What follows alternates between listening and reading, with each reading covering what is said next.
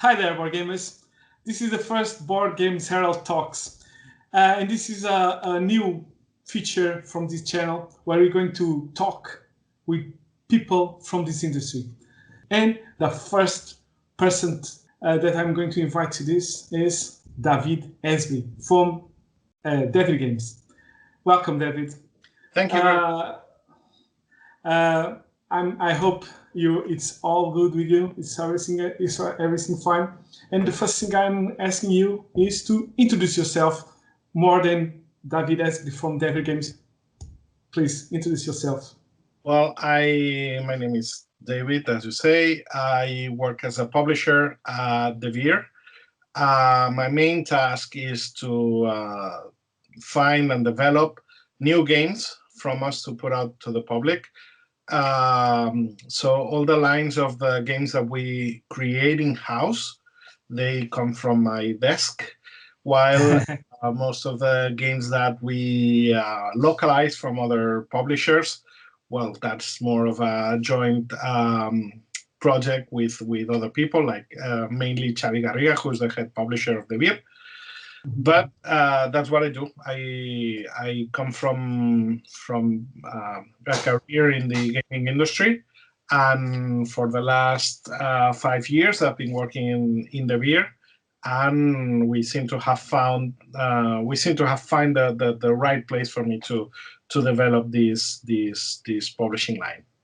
Nice. So from 5 years now, all the games that David has been publishing in-house with the Devir logo, but with their designers in-house, you're the responsible for it. Is that it? Yes, that's it. My first 100% full project that I took was Checkpoint Charlie, and everything since then till now. Well, that's what I do.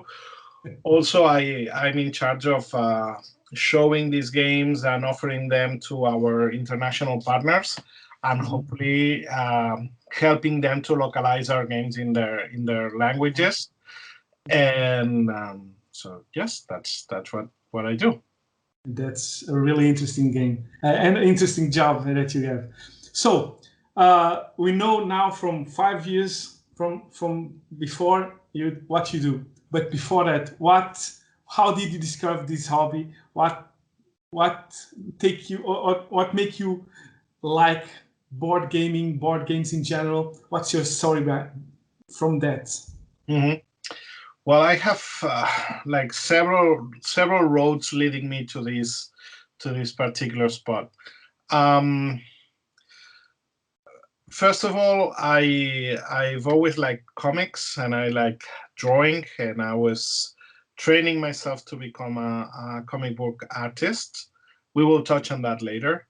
But also on more or less at the same time, I discovered role-playing games, and that was like my first love with gaming, and still my most passionate one, and that's what I like doing the most.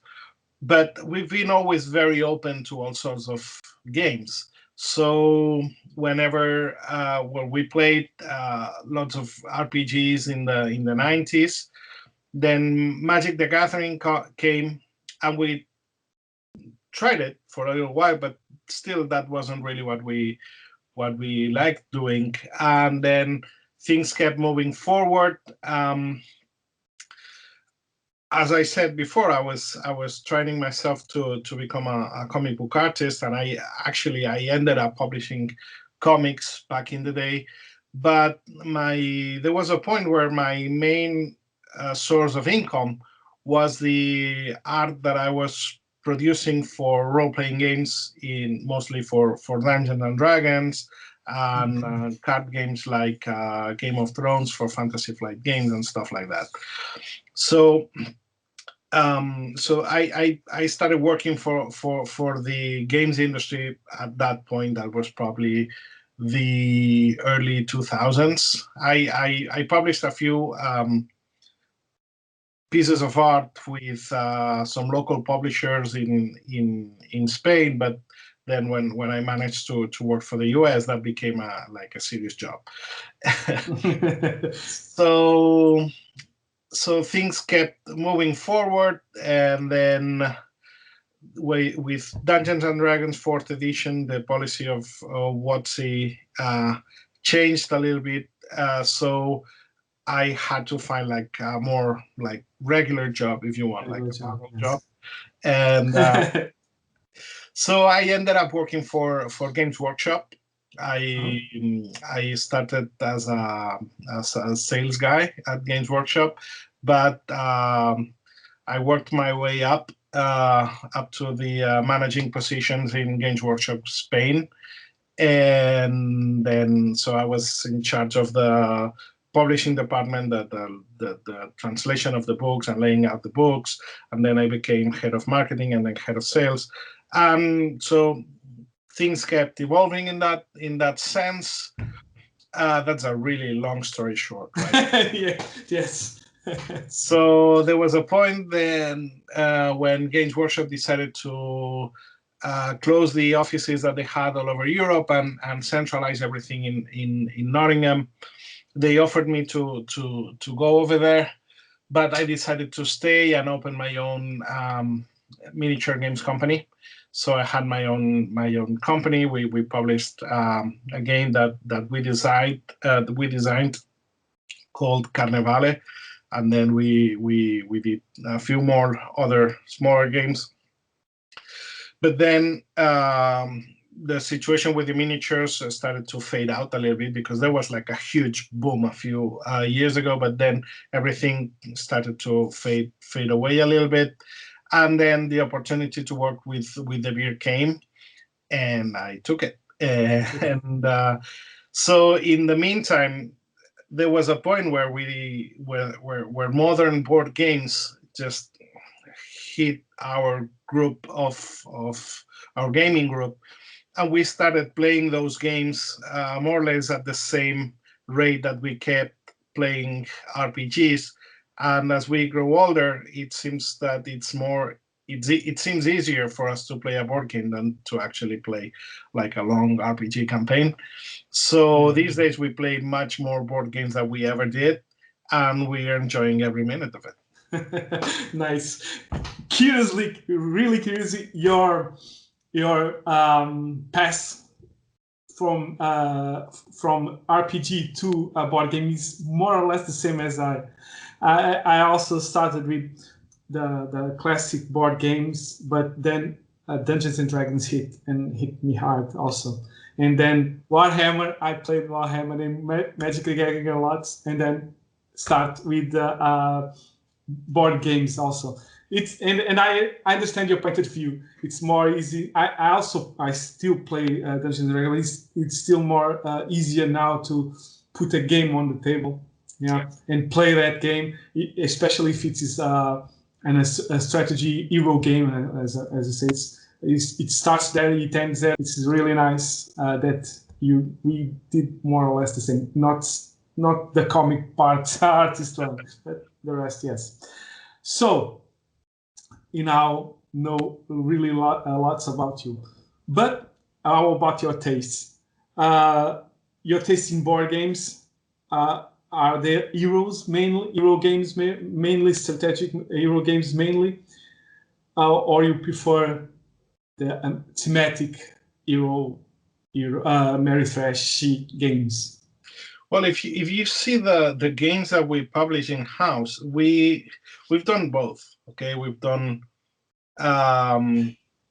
very thematic games like Fan Hunter, for example, and then we have made more dry games, like more Euro games. Mm-hmm. We like to say that we like the Euro trash. So we like Euro games. That's my personal preference. That's why I like the most. Euro games that makes your brain hurt and they are really thinky and you have to keep your mind in many different places at the same time. But I like them to have a theme. I mean, I can enjoy a really thinky Euro game, but it needs I mean, I really enjoy the fact that when I play, I'm also telling a story of sorts. So I appreciate when games manage to do that. I can do either. I mean, I like the very thematic Ameritrash with hundreds of minis and whatever. And I like the other way. And I also like fillers, like small games that you can play in 20 minutes. Yeah. And of course, there are types of games that I don't like that much. But as a professional, I need to be able to identify a good game of sorts. For example, I'm not a big fan of hidden identity games. Okay, because for the way I play, I don't think that that I do really good with those, and I tend not to have fun with that. But if at some point I come across a prototype of a hidden identity game that is actually good, I should be able, as a professional, to identify it and evaluate if this is something that we should be doing or not. So I don't know if I'm digressing, but yes, we do have our particular taste. In my case, it's Eurotrash, probably. But we need to be aware of everything. And I like to play everything. Okay. In this vein, it's hard. I know it's hard to say what is my favorite child, what is my favorite daughter, son. But I'm going to ask you this hard question: what are your 3 favorite games that you edited since the 5 years from now, or 5 years ago till now? What are your 3 favorite games that you edited and published by David? So do you mean the ones that we have developed? Yes, in-house. Well, it's not. I think that any question that any reply that I may give, it's not a fair one, because my favorite game is the one that I'm working on right now. It's always that one, and it needs to be this way, because when we're developing a game, we're working with the author, we're working with the illustrator, we're working with graphic designers, and with the factory that end up printing the game, and we need to be really, really focused on that. Of course, I enjoy playing lots of the games that we have published so far, in no particular order. I would say Red Cathedral, Paris, La Viña, Silk, and Care Care I would play them any moment right now. But also, any one of the others. For example, this weekend I will probably be playing Out of This World with my friends. So I can defend and I can play any of the games that we have published so far. And yes, I know that this is probably not the best answer, but I don't think anyone would be able to give you a straight reply to a question like that. It's a great answer, because it's a usual answer. It's a really good answer. You have to focus on what you have now, and you have to be in love with the game that you're working now, so you can make it happen the best you can. I understand that. I think our audience will too. The new games that have been launched since the beginning or end of 2020 and beginning of 2021, what was those games that you want people to know and you want people to search? Mm-hmm. Well, I can tell you about the games that we published, that we released last year. Even it's been a really funky year, and everybody knows several reasons. And we only published 4 games last year, and I will get to them in a minute. But this year, 2021, we're shooting this in April. We still haven't released any new games, but we have several on the making. Most of them are already on the printers, and hopefully, well, I'm working right now in Bitoku, which is hopefully on the last stages of Bitoku, which should be available by Essen time. So last year we released 4 games. The first one was Crazy Fishing, which is a very nice and easygoing family game. This small package that it's very easy to take anywhere, and you can play with pretty much anyone.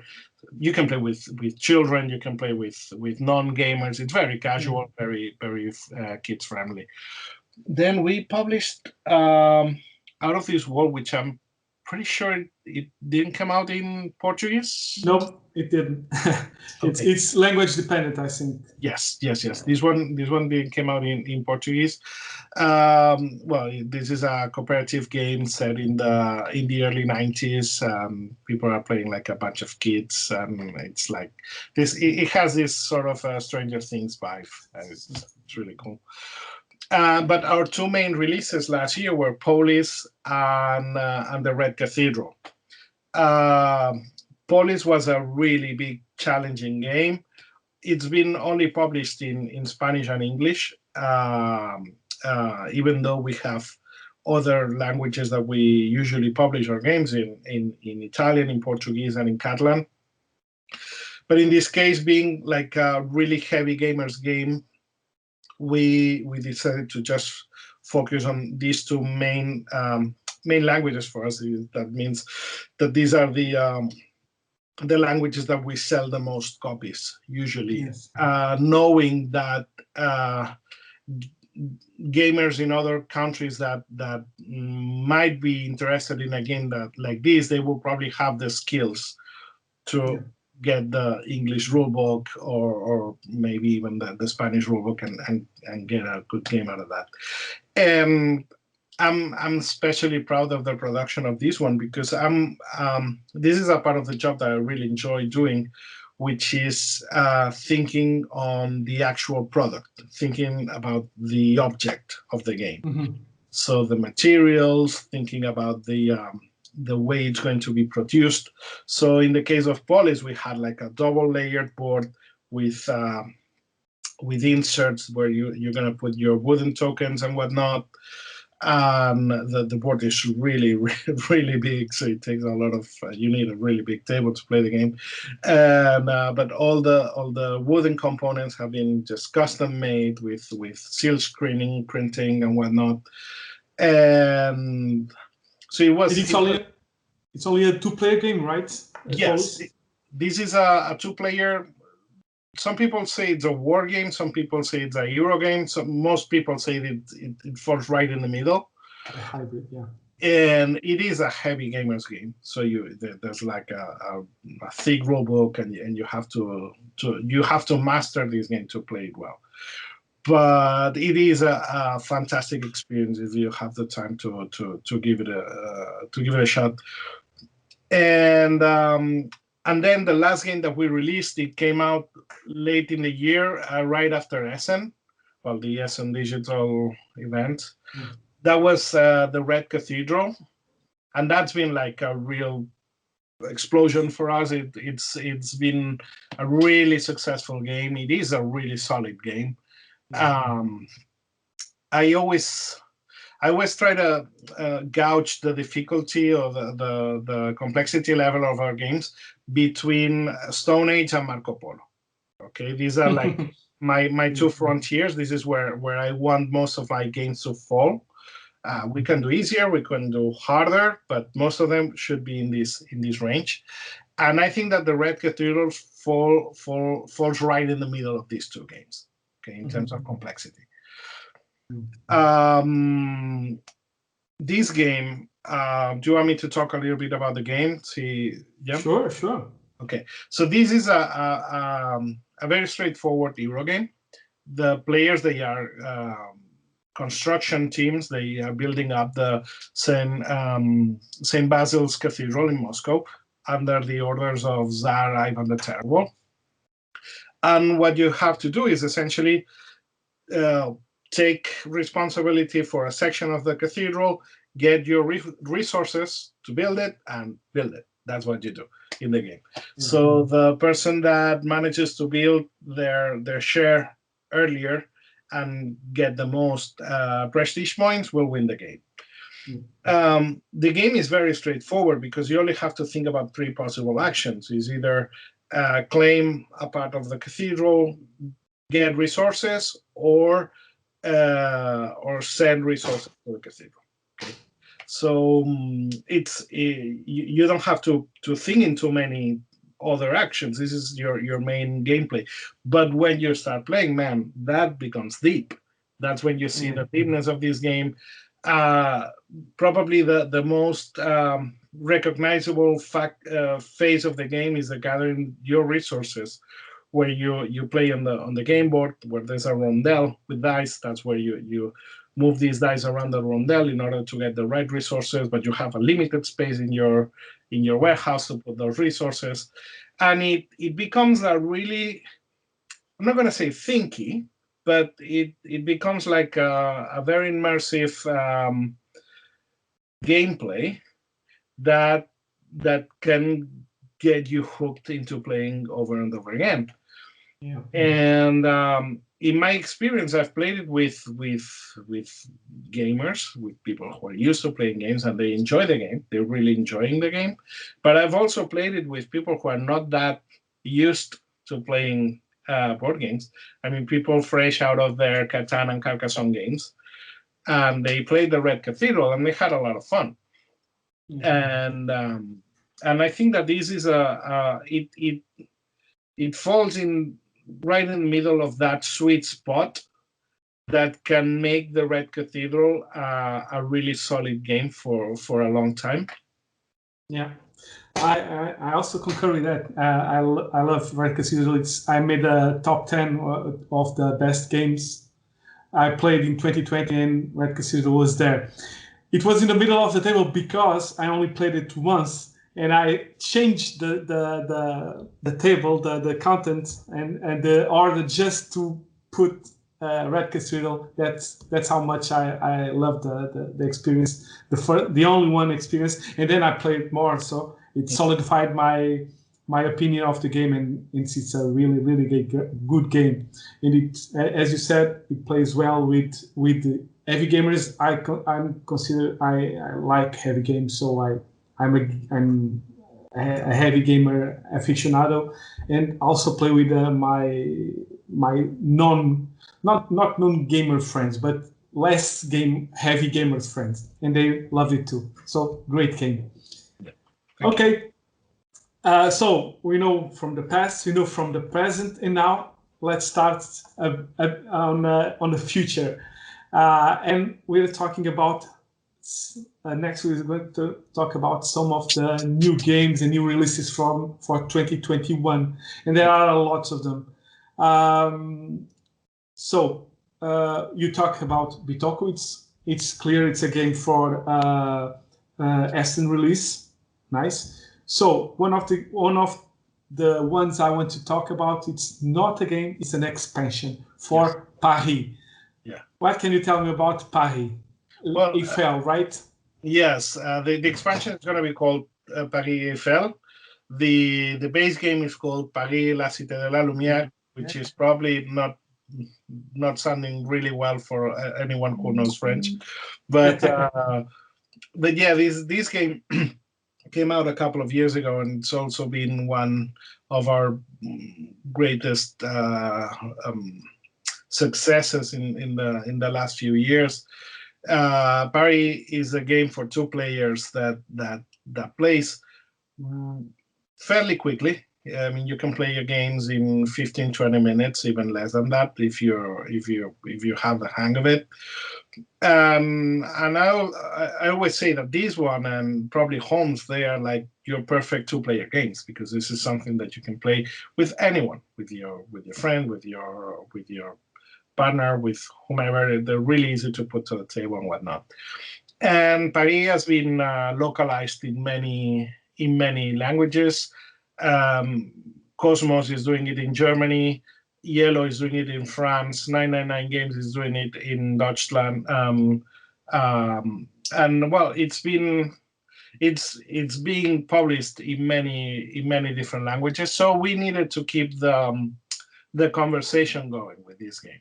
So also the designer had Jose Antonio Bascal. He had ideas for an expansion, and we wanted to investigate that path. And the expansion is pretty much ready to go to print. I mean, it's already laid out and illustrated, and we're just finalizing the final components, details to make it actually work. And it's a very straightforward box. It's gonna have 8 new postcards for you to play, so that will give you like gazillions of possible combinations. I don't know how many, but you can make a lot of combinations.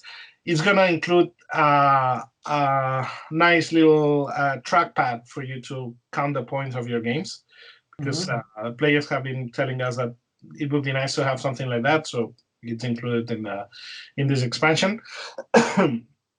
And also, well, it is focused on the monuments of Paris. So Tour Eiffel would be the main one, of course.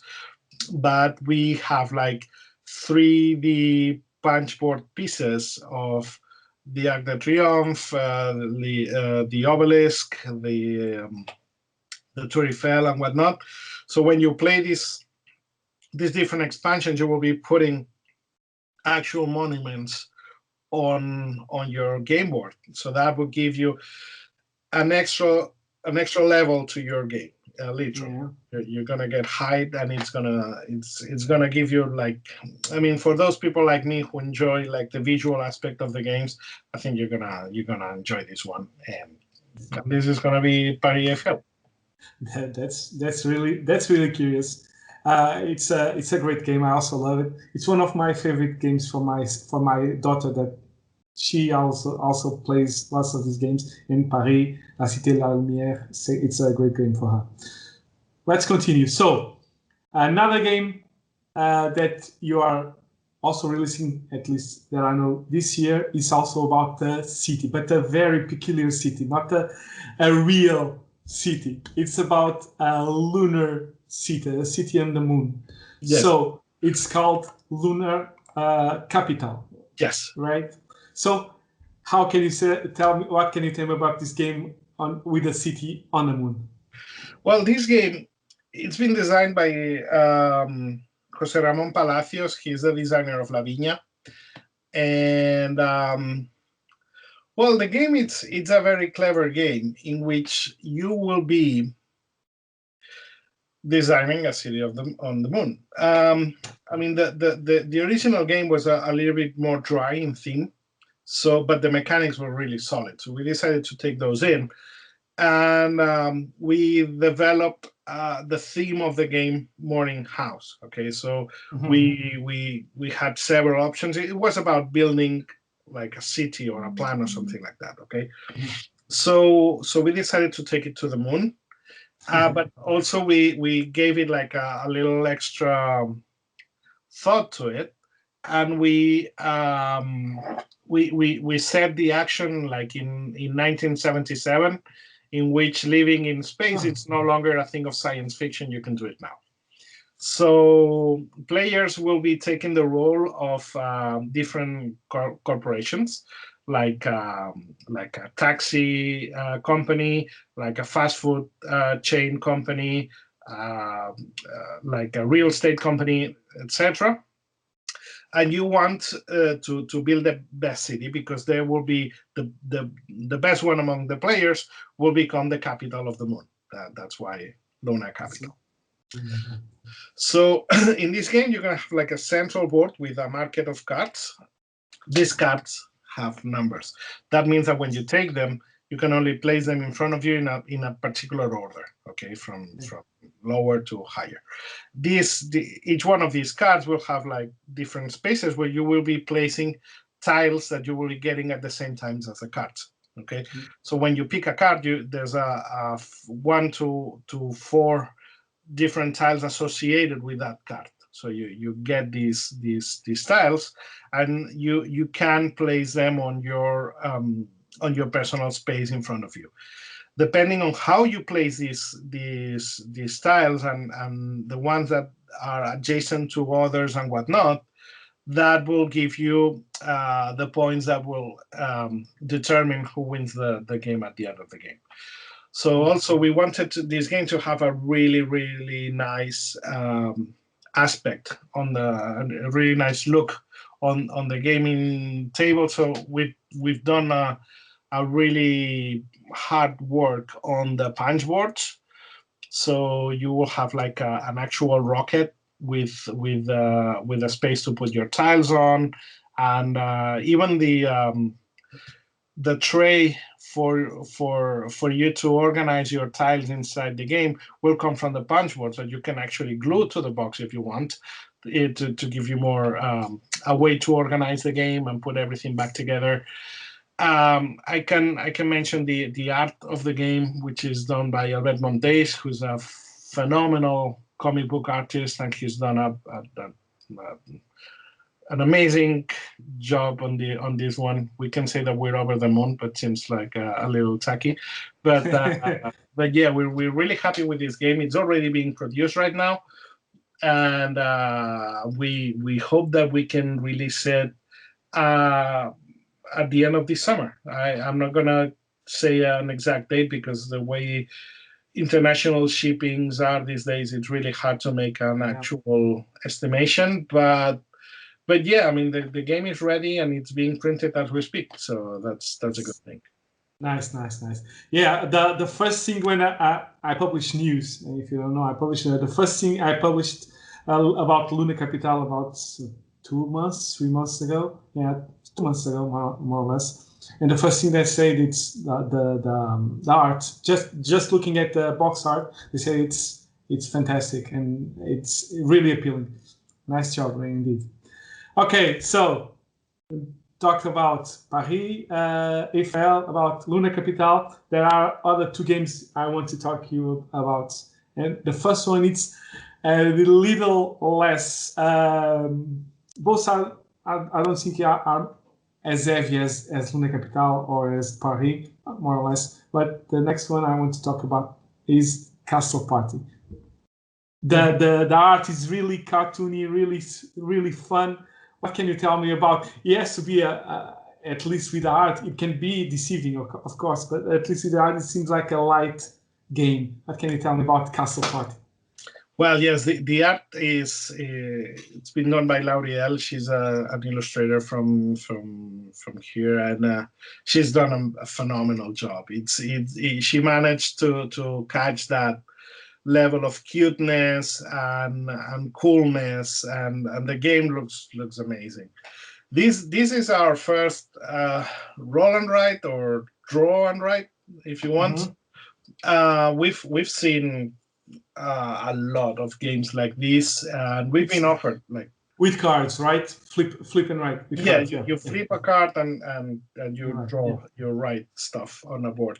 And there have been plenty of these games being published in the last several years. We've made Plenus and Optimus and Plenus 2 and Optimus 2, and we will have Sonora as well in a few months.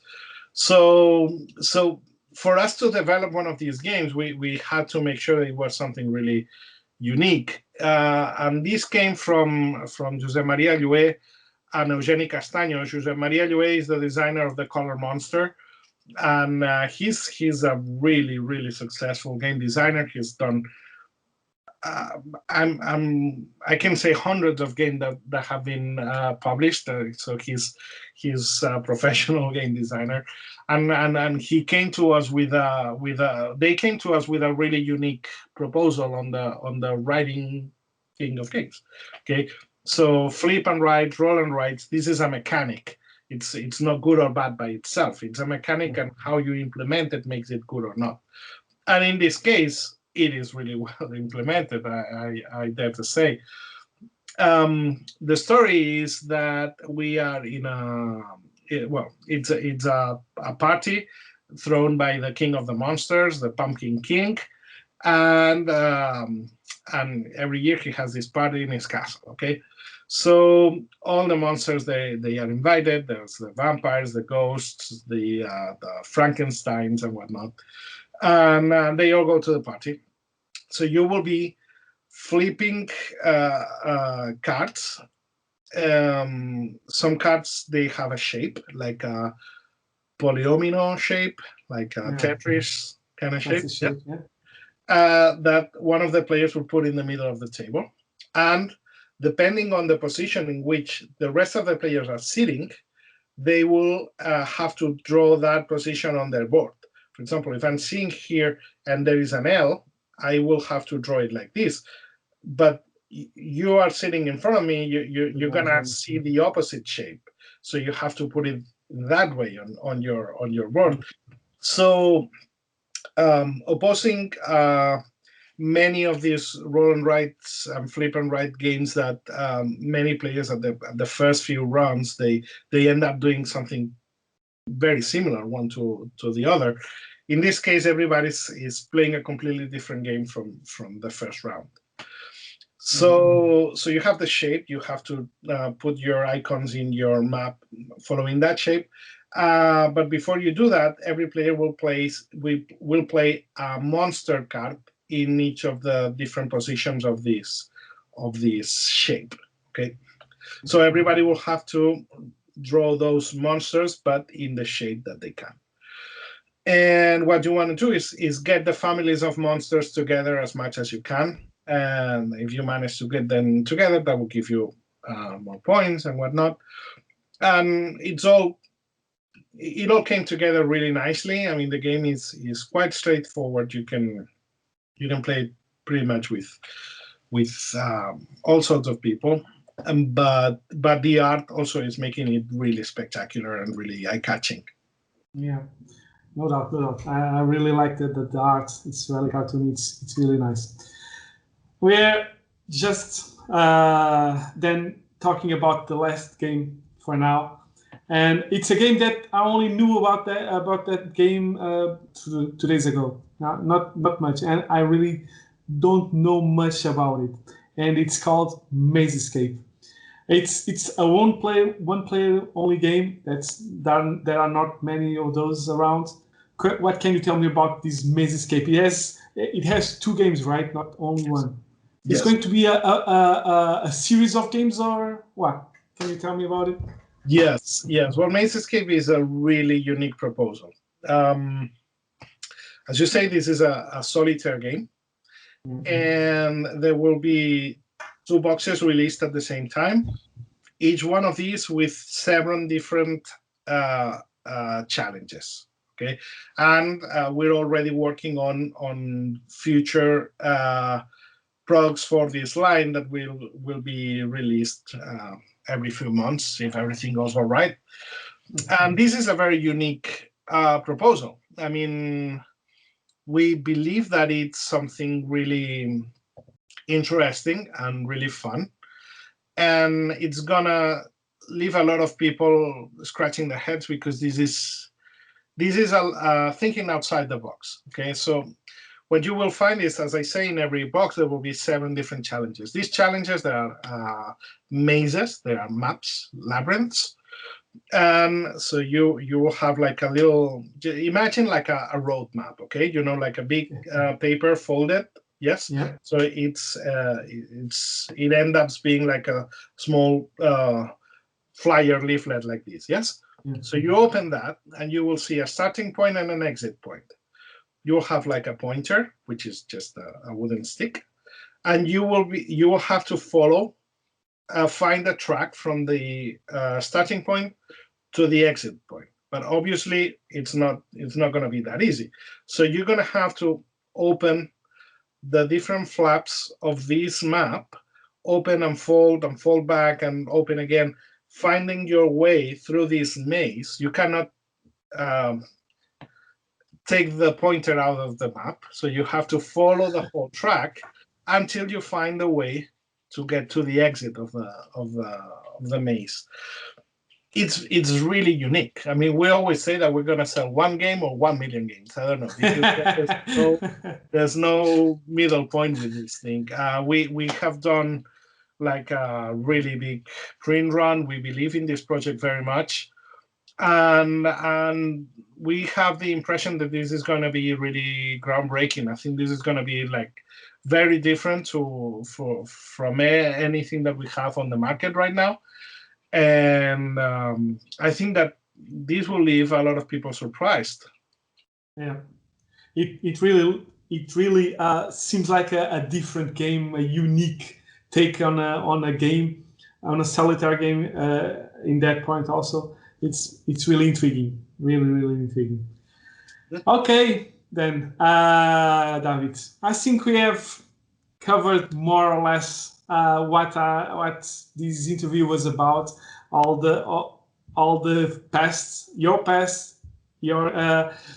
games past, present games, future games. It's been a real pleasure talking to you, David. Thank you very much, Pedro. It's been my pleasure. Okay, so I think we'll stop this interview here. Hope you like it. Hope to see you in anywhere, anyhow, sometime, somewhere. It's been a pleasure. Thank you, David, for your presence and for thank you all for watching these first talks. See you next time.